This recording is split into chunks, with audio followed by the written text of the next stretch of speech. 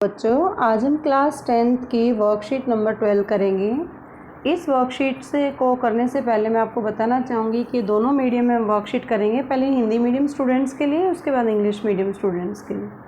आइए शुरू करते हैं। आज के जो टॉपिक है वो है रासायनिक अभिक्रिया एवं समीकरण। यह आपका पहला चैप्टर है NCERT बुक का।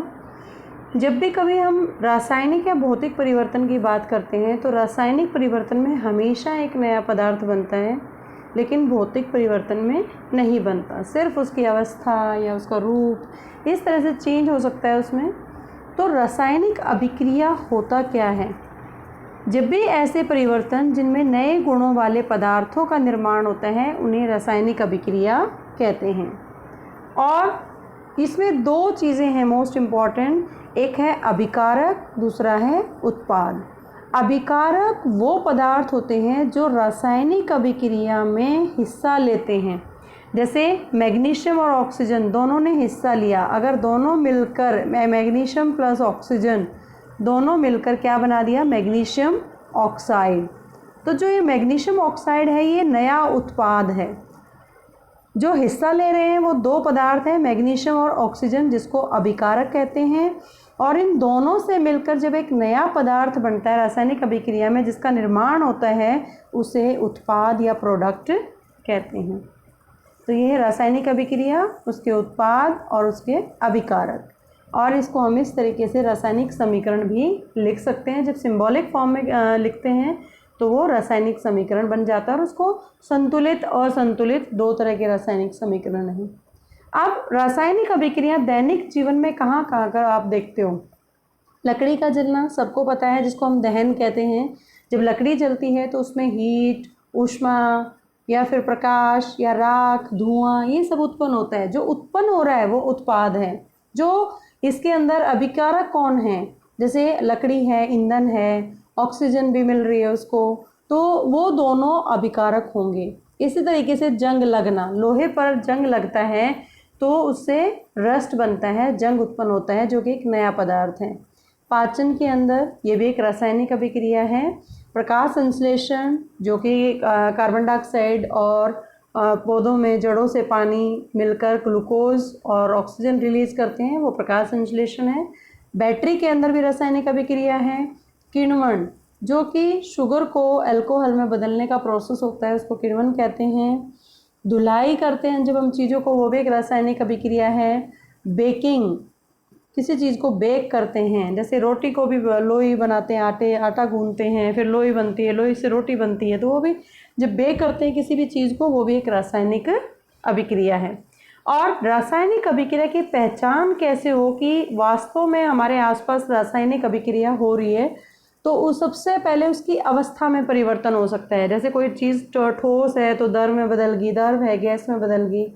दूसरा, उसके रंग में परिवर्तन आ सकता है। जैसे लोहे पे जंग लगना, जब आप मार्केट से लोहा लाते हो तो बिल्कुल सिल्वर कलर का होता है, और जैसे उसमें नमी, हवा उसके कांटेक्ट में आती है तो उसमें भूरा रंग की परत चढ़ जाती है।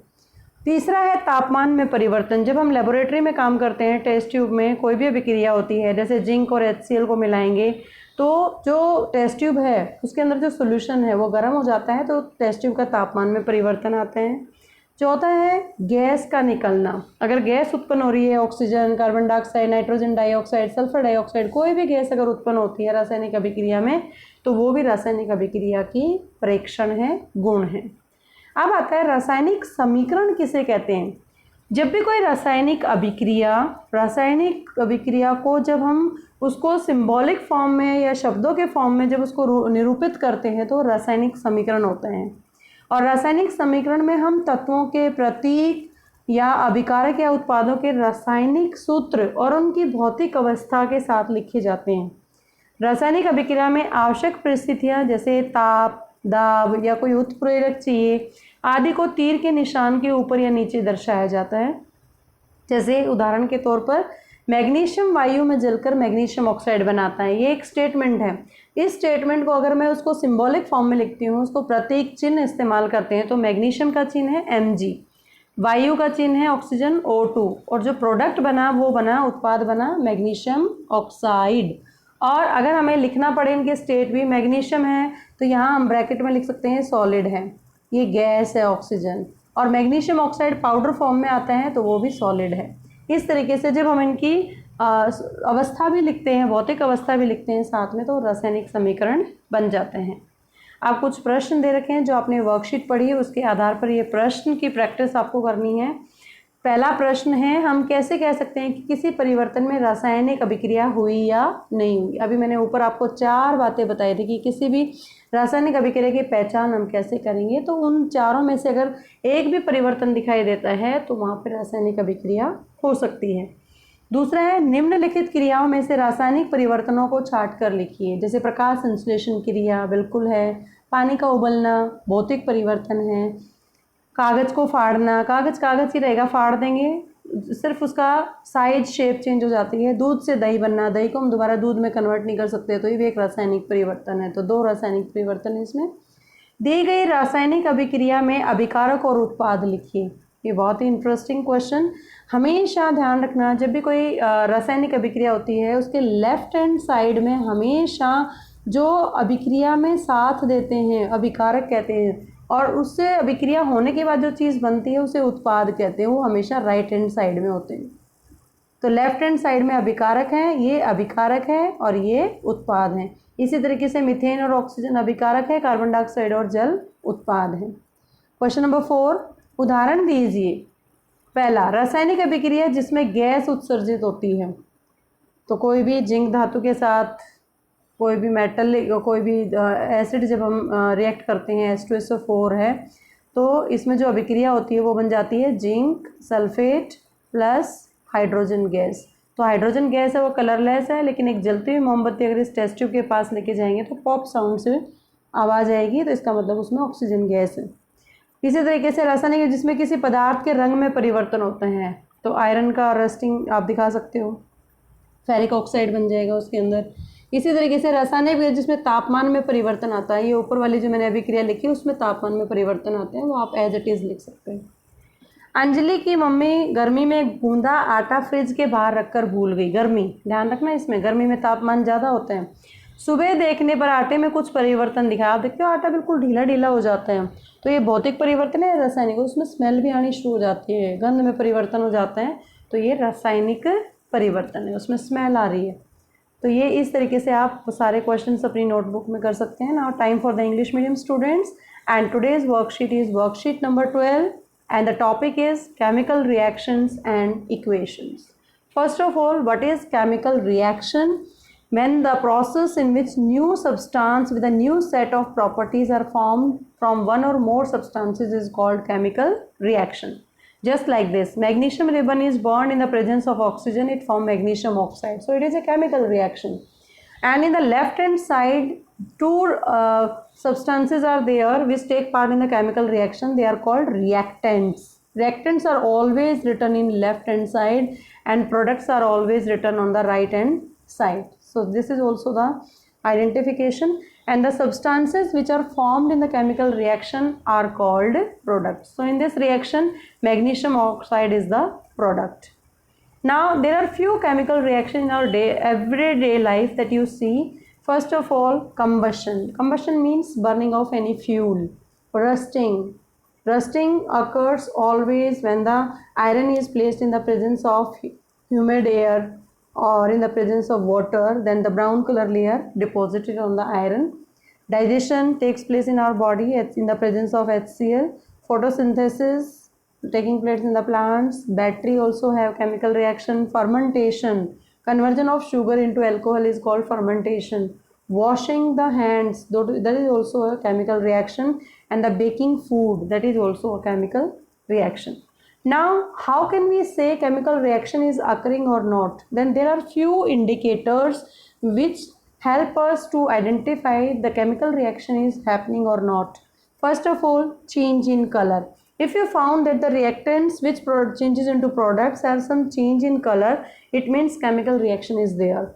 Change in state, change in temperature and evolution of gas.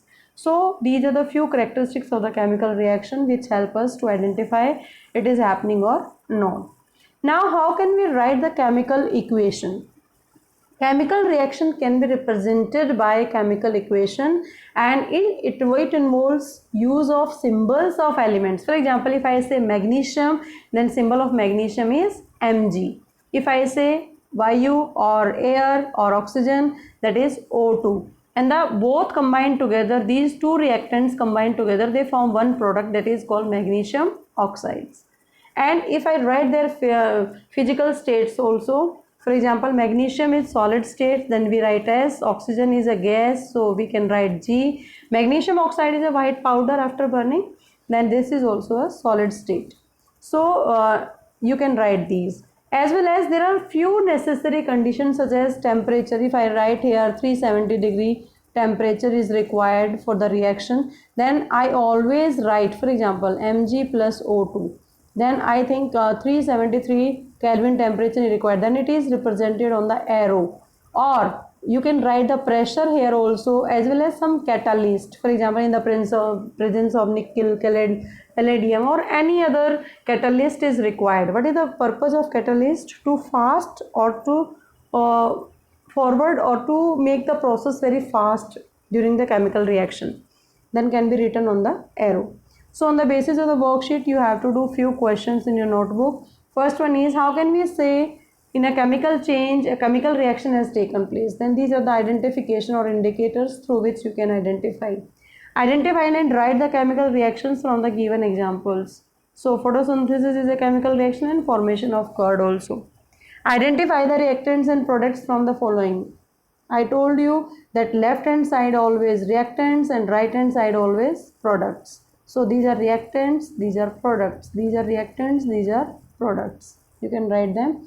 Give one example each of the following parts of the question number 4. Chemical reaction showing evolution of the gas. That I have told you, when the zinc is reacted with the sulfuric acid H2SO4, then it is converted into zinc sulfate as well as H2, hydrogen gas is evolved. And in the test tube, if you bring a burning candle near its mouth, then it produces pop sound. So evolution of the gas is taking place here is hydrogen gas. Similarly, you can take the change in temperature of the substances also, and change in color, that is rusting of iron. Next, question number 5. Anjali's mother forgot to keep the dough in the refrigerator during summers. Try to note it, summers, because temperature is more. In the morning, some changes were observed in the kneaded dough. Are these changes physical or chemical? All the changes are chemical, because dough can change its smell also after putting it at the high temperature, and its state is also changed. Solid to little bit molten state it becomes. So it is a chemical change. I hope you understand the concept of chemical reactions and equations. Keep watching Super Vigyan. Thank you so much.